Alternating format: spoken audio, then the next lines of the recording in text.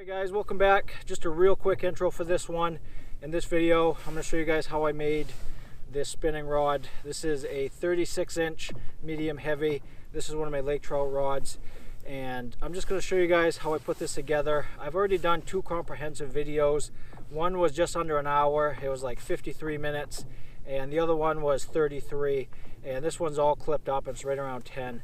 So this is going to be the quick version. If it seems like some of the clips are a little choppy, it's just because I cut out some stuff just to keep it as close to 10 minutes as I could. But we're going to get right into it, guys, and I'll show you guys how I made this rod. Alright, so step number one is you have to find the spine of your rod. The spine of a rod is where your rod is most stable under load. Each rod has a different spine, so you got to find it. And this tape here represents the spine of this rod. I'll show you guys how I find it. So just watch the tape here. So how you find the spine is you flex your rod and then you twist it. So you flex and you twist, and you can see how that popped up. We'll do it a second time, twist it, and it pops up. So this is where the spine of the rod is.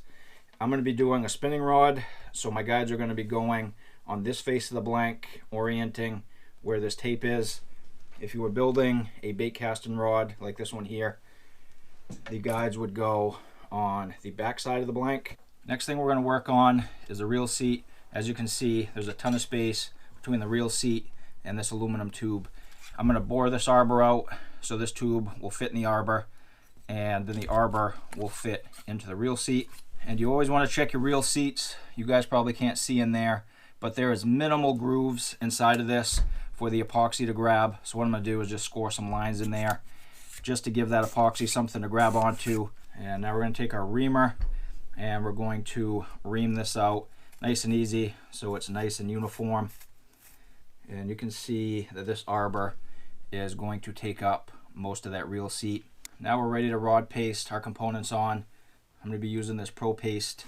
And this stuff is a 50-50 mix. The manufacturer says a rough 50-50 is fine.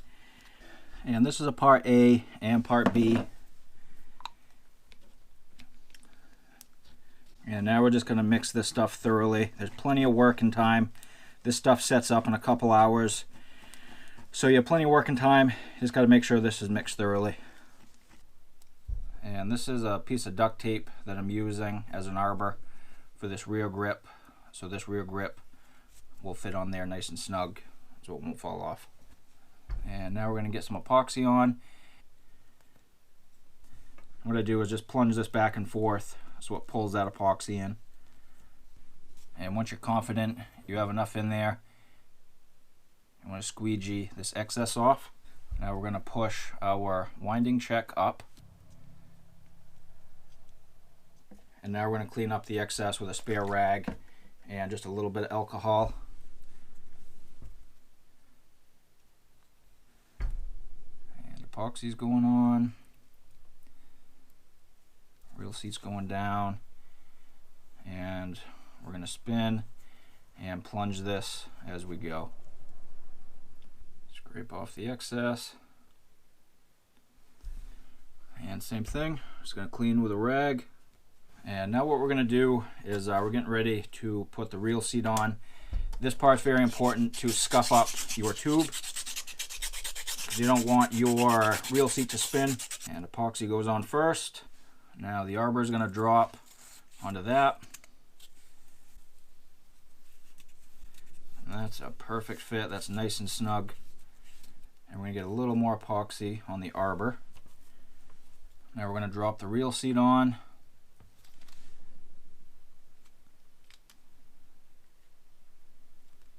Clean up the excess. I'm going to push that down. I'm going to have some squeeze out. Clean up the excess. And same thing for the last grip.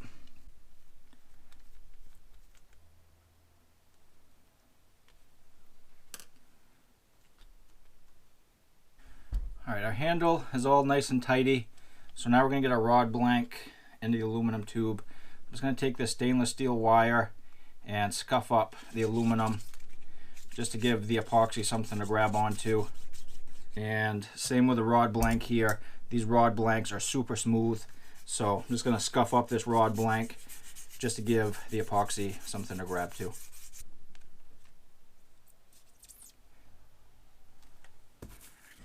And this next part is very important. You want to make sure the spine of your blank is completely lined up with your reel seat. And I'm just going to double, triple check to make sure that lines up, which that does. That lines up perfect. And now we just got to let this sit for a couple hours. I'm going to check this every half hour or so just to make sure nothing's moving, but this should stay nice and tight. And once everything's sealed up, we'll get working on the guides. All right, we are all sealed up. This is all firmed up and ready to put the guides on. So the next step is we're going to take our guides and we're going to grind down the bottom of this foot here. It'll just help the thread wrap up onto the guide foot a little better. So we're just going to take a Dremel with a little grinding bit and we're going to grind these down. Just like that. And this is going to be a no knot thread wrap. So we're going to start with the thread taped here, and this is pointing to the tip of the blank, and we're going to work our way down towards the rear of the blank. And this is what's called a locking wrap. We're going to go a little ways down past the guide foot, and now we're going to reverse direction and we're going to travel back up the rod.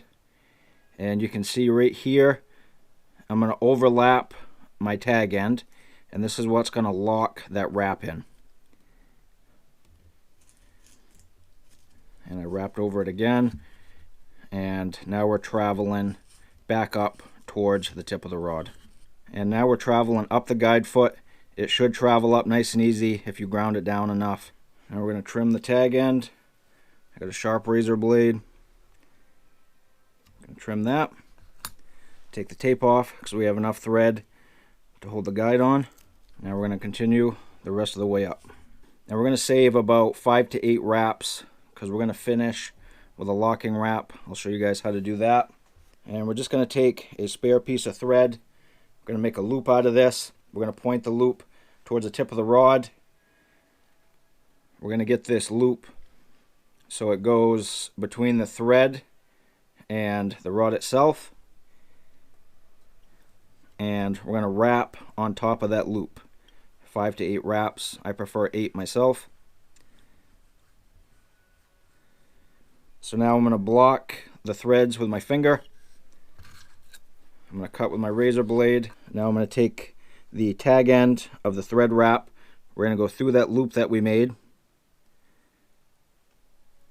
And I'm going to pull the tag end tight. We're going to grab the tag end of the loop. We're going to pull that loop tight, and this is going to be our locking wrap on this side. Just like that. And this is what you should look like. You should have just one tag end hanging out, and as you can see there's no knots. It's all these locking wraps. And I'm going to do the rest of these guides off camera, and I'll catch back up with you when I do the tip top. Next step is we're going to get our tip top on. And for this step, you need tip-top adhesive, a lighter, and your tip-top. So we're just going to light this up till it gets runny. And I'm going to get a little bit on the tip of my rod to start with. We're going to get some in the actual tip-top itself. Now I'm going to heat this tube up a little bit. This metal heats it up really fast. Then I'm going to get the rod itself. And that should be warm enough to drop right on, just like that. And if you need to adjust this, you can always heat the tube up a little bit and adjust it, but that actually landed fine. And I'm going to be using this Solarez Flex Formula UV Cure resin. This stuff you put on, hit it with a UV light, cures instantly. I like it much better than this Pro Coat. This is a 2-part mix. It's a 50-50, and it's got to turn for like 8 hours. I much prefer this. You put it on, let it sit in for a couple minutes, hit it with a UV light, and you're ready to roll. So what I do with this, I just take the squeeze bottle and just lay a small line on each one of these guides.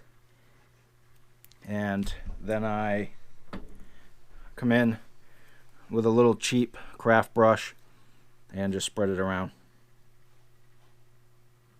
And just make sure this gets nice even coverage.